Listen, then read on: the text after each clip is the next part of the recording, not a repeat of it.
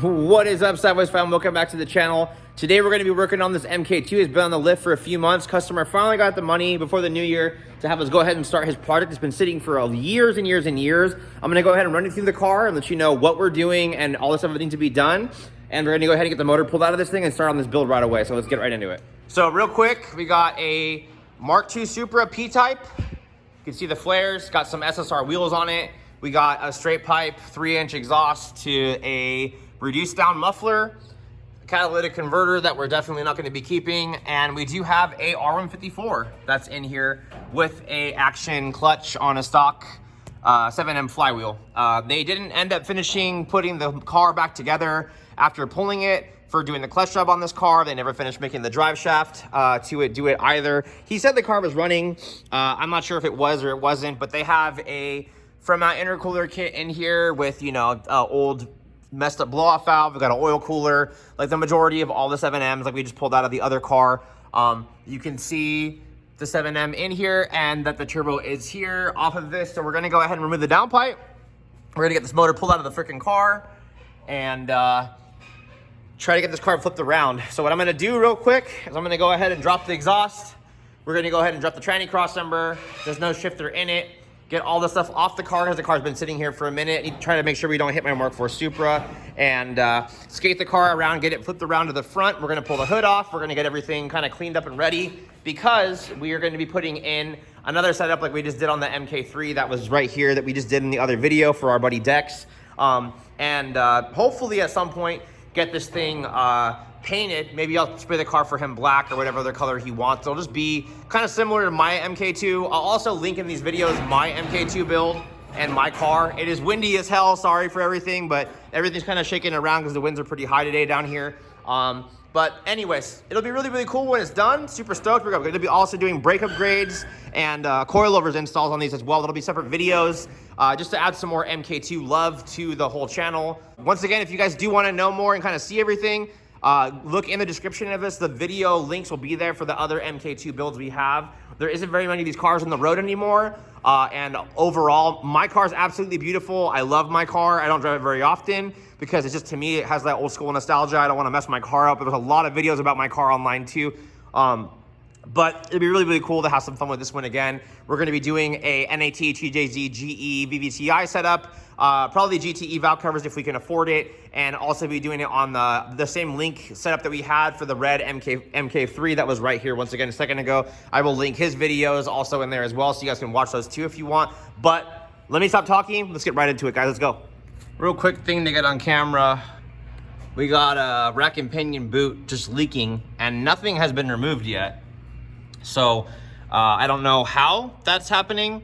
Obviously, we got some pretty messed up boots here too, but all in all, probably a bad rack seal in this side. But I mean, we're on a budget as it is, so all we can do is kind of keep moving forward and getting everything done and off the car. Maybe when we get everything to the shop and hooked up and kind of like on the floor, the customer may want to actually go ahead and do it. Also, the slave cylinder's been kind of like this for a long time, pretty rusty and beat up, so I don't know, we'll see what happens, I guess.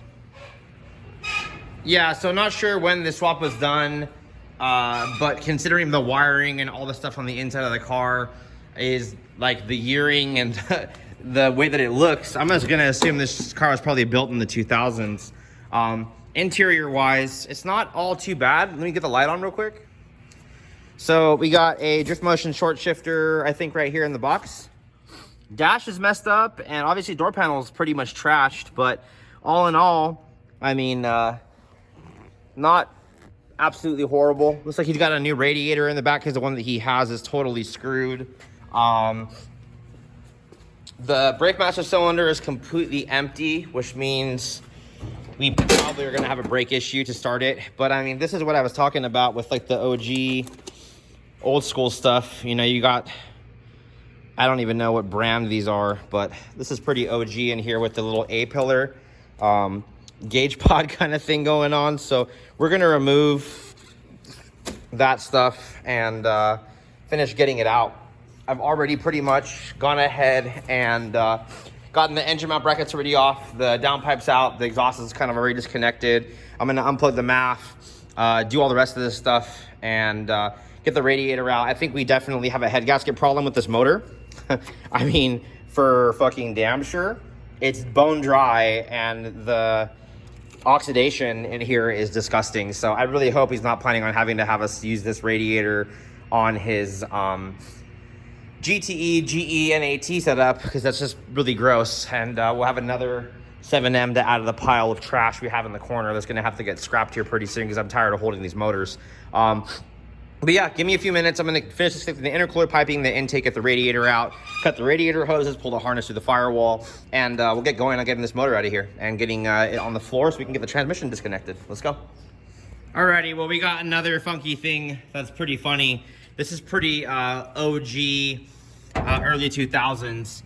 They would get a right-hand drive JDM motor, and they would just punch a hole in the firewall and run the harness in and then wire it up in the car. So this is gonna be pretty funny. Instead of going through the hole that the USDM would have actually had, which would be over here. Let's see what they did over here to kind of cover it up.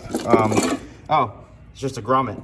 So it should have ran all the way over here to here. I mean, and then they left the heater core, it looks like, in the car, which is kind of interesting too, because he said he deleted everything and pulled it all out, but it's all in. So what we're gonna do is we're gonna go ahead and get in here, rip all this stuff apart, and figure out where they actually did put the ECU, if it's on that side or this side or whatever it is. So give me a few seconds, we're gonna pull this apart and we'll go from there. So now that we got all this crap out, we have the ECU here that is just pretty much hung in here. And it looks like when they did this, they ran the dash behind the whole entire shit. So that's totally great. Okay, so another absolutely crazy crap. It looks like they like unhooked the ECU and like cut out the actual connector for the ECU to plug into, and then made like a jumper harness to the Mk2 connectors, which is kind of cool to be able to convert it like that. I don't know who did this back in the day, but running it behind the whole entire dashboard and like having to pull the whole entire dash out of the car to cut a hole is a little excessive for something like this, especially when there's no AC in the car to begin with. Having this shit's going to be kind of redundant. So we need to go ahead and call the customer and see what he wants to do. And hopefully he'll say just gut it, because it's already pretty like gutted to begin with, and make it really clean. We can actually pull all this stuff out and actually like mount the ECU and everything on the dash. It'll look really, really clean. So let me give him a call. I'm just giving you a call because I'm about to pull the motor out, and upon pulling it out, I was just letting you know, they ran the wiring harness when they did this swap behind the dash. So you actually have to remove the whole dashboard and like all the interior in the car if we're trying to save this wiring harness. So if you just cut the harness, then you don't have to take all that out, right? You just cut the harness and that'll be it. Yeah. So it's pointless to keep it in the car. It'd be cleaner and better to remove it. But I need to ask you, because the way they did this is some super ghetto. Customer went ahead and gave us a green light to go ahead and remove everything and get it all out by any means necessary. We're going to go ahead and get a crowbar in here and start hacking away at whatever we got to do to get this stuff out of the car. So let's go. Well, as we can see after that glorious display, we got an empty engine bay and a shitty motor that's out of a car. Woo! Let's get the tranny off and see what's inside. We about to get it down.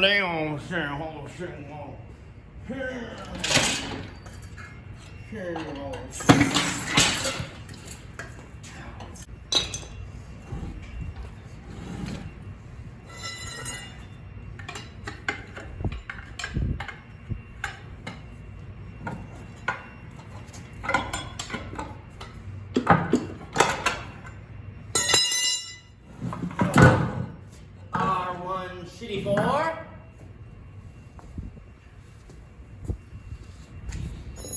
Well, making a mess like always. Hell yeah. Here's our action clutch. Let's get it bolted off so we can at least see what stage this is. Well, pilot bearing screwed, and we got a pretty damn stock clutch on a action pressure plate. Alrighty then. Alrighty guys, well, this is gonna go ahead and conclude the video for the Mk2, for pulling the motor, inspecting the car, going around everything, and looking at the mess of the crap that we're gonna be dealing with this thing, because oh my God, dude. Crappy motor. Huge, ugly mess of a car that we're gonna restore, make badass, and give it that nice sideways print of badassness. So anyways guys, hope you guys enjoyed this video. Next video, we got the motor on the stand. We're gonna go ahead and start getting all the new stuff put together on it and see what the customer says he's gonna allow us to do on making it look pretty. So till next time guys, peace.